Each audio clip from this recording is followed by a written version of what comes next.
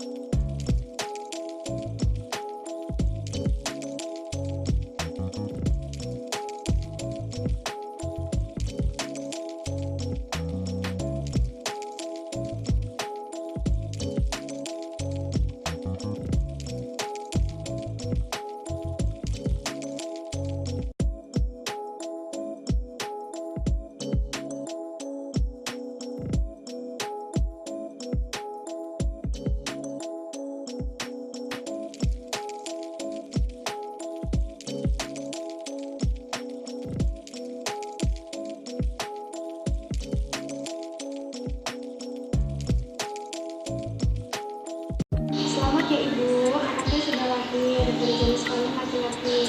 Bayinya lahir dengan sehat dan normal. Dan Ibu juga sudah berhasil melakukan persalinan secara normal. Pada fase ini, Ibu berada pada fase persalinan kala 3. Pada fase ini, saya akan melakukan manajemen aktif kala 3, yaitu dengan tujuan untuk mengeluarkan plasenta dan mencegah terjadinya perdarahan yang abnormal pada saat persalinan. Ibu bersedia ya Bu? Baik, jika Ibu bersedia, saya akan langsung melakukan tindakan ya Bu. Langkah yang selanjutnya yaitu meletakkan peralatan sterile ergonomis ke dekat pasien. Kemudian persiapan adalah yaitu menggunakan APD, kemudian menggunakan handscoon, masker, celemek, dan sepatu. Setelah itu, pastikan pada bagian abdomen tidak ada janin kedua dengan cara dipalpasi pada bagian abdomen untuk memastikan bahwasannya tidak ada lagi janin kedua yang tertinggal. Setelah itu, lakukan penyuntikan oksitosin sebanyak 10 international unit pada paha bagian atas ibu.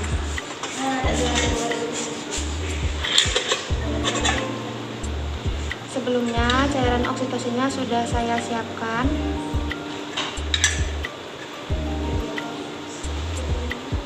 Maaf ya Ibu, saya lakukan penyuntikan.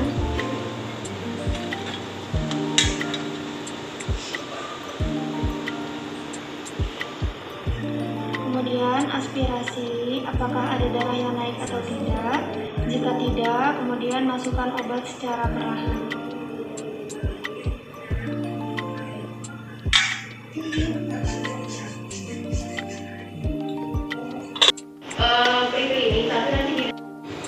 Langkah yang selanjutnya yaitu peragangan tali pusat terkendali atau PTT.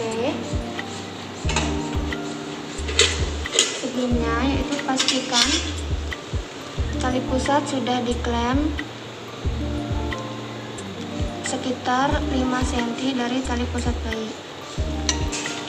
Kemudian tangan kiri menekan fundus ke arah dorsal kranial, sedangkan tangan kanan Memegang tali pusat yang sudah diberi klem untuk memastikan tali pusat sudah terlepas dari insersinya.